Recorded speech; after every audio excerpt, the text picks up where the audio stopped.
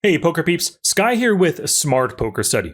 I'm going to help you slow down and take more time between your decisions to make better reads and better plays, because slow is smart and smart is winning.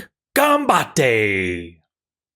So, special forces soldiers, they're put in life and death situations where mistakes can cost lives. You want to get your shot now before your target disappears or before the tank blows you away, like in Saving Private Ryan. We all remember that. But when you slowly and smoothly reload your rifle, position yourself, take aim, squeeze the trigger, you're more likely to succeed and, of course, to live. That's why the Special Forces have that mantra, slow is smooth and smooth is fast. I really love this mantra, and I wanted to apply it to poker, so I kind of reworded this for us today. Slow is smart, and smart is winning. Now, for poker players, it's not life and death that we have to worry about on the poker felt, right? But just like in battle, we can't go back and we cannot correct our mistakes. Lost chips are lost. So it's critical for us to take our time, assess all the information available, and then make logical, smart plays. Acting too quickly without considering as much information as possible, well, that's a common downfall for poker players. And I'm sure we're all guilty of this situation right here. We're dealt pocket aces and then dollar signs flash in our eyes, and we just can't wait to get it in with those pocket aces, right? Well, we open raise, a fish calls, and then they call our flop c-bet. And then they check raise us 3 times our bet on the turn. Instead of pausing to think through the spot, we just jam all in because, hey, I got aces. Of course, he quickly calls and he turns over a set of 4s. We're shocked and appalled! It's not until we calm down later and then we realize, oh, of course, this calling station fish had us beat when he 3x'd our bet. Now, this one kind of unthinking, quick-to-act mistake can kill an entire session. We're better off, just like soldiers, taking our time to assess all the information and to make a read on our enemy's actions before we make our play. So, what can we do to slow things down to give us more time to consider the available information and to make smart decisions? Well, I've got 7 tips here for you. Tip number 1 is to play fewer tables. The more tables you're on, the less brain space you have for decision making. You must figure out for yourself how many tables is too many for good decisions. Now, for me, I play at most 4 tables. I used to, when I was younger, play 6 tables, but now just 4 at most, like I said. And this is only when I'm playing A-game poker and I'm firing on all cylinders. But most of the time right now, 2 tabling is my sweet spot. So you need to figure out the magic number of tables where you're engaged, so you're not bored, and you have enough time to use the information available to make great reads and plays. Tip number 2, remove your hand from your mouse. Finger tilt happens in times of stress, like when you hold a big pocket pair on a scary board and that pot is growing. You are dreading that next card, and your heart's starting to pump. This building stress leads to unthinking bets, unthinking raises, and, of course, unthinking calls. When you notice stress rising, remove your hand from your mouse. This gives your brain space to think about all the information available to make reads before you make plays. Tip number 3, fold marginal spots to focus on big hands. So this saves brain space for big decisions. Maybe you're playing 3 tables with 3 concurrent hands.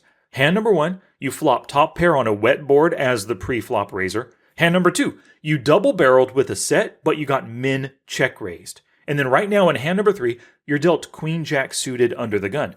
Now, this is a hand that's in your normal early position opening range. Is this a good time to open raise with queen-jack suited right now? Heck no! You have bigger fish to fry with that flop top pair on the wet board and then double-barreling and then getting min check raised. Do not suffocate your brain with a marginal spot. Just fold instead. Tip number 4, always know your opponent. So what type of player are you up against? Is Bob 123 a loose aggressive who folds a lot on the turn? Knowing your opponent's style and tendencies, those are critical in making solid reads.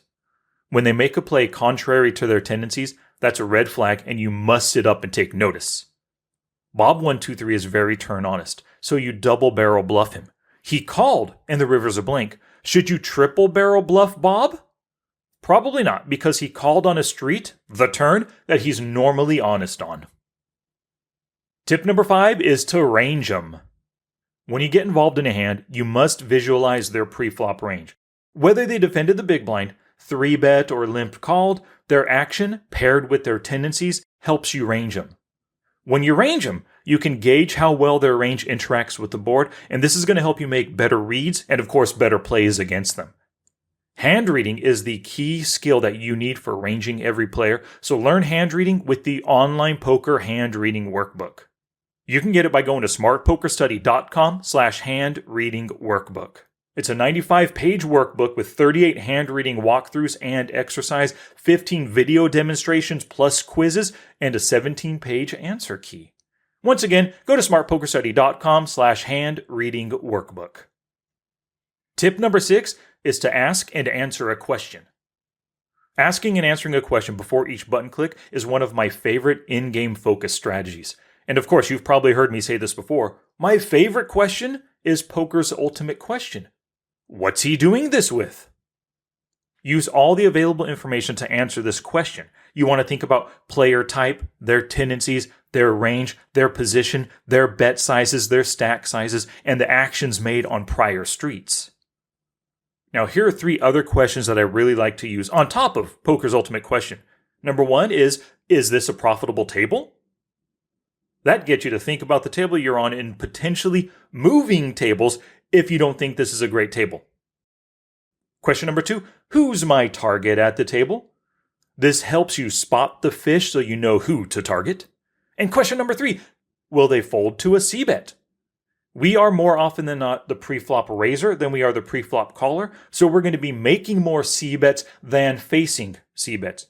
And also because most of the time we don't hit a pair, we must think about how often they fold versus c-bets in order to steal as many pots as possible. Tip number 7 is to turn on the auto time bank option. Now, most of the time, this is already turned on for you, but some sites might not do it, and you can probably find the time bank option in the site's settings. Now, there's always that initial 10 or 15 seconds to act, but there's that backup of 30 to 60 seconds for tough decisions. Make sure to turn this on to relieve a bit of in-game pressure. Challenge! Here's my challenge to you for this episode. Put these 7 tips into action with your very next session. Write them down on a sticky note and use each one. If you only do one, remove your hand from your mouse for big decisions. That's probably the most important and the easiest way to slow things down to give you more time to make better decisions. But obviously, I recommend doing all 7. Now get to it! Now it's your turn to take action and do something positive for your poker game.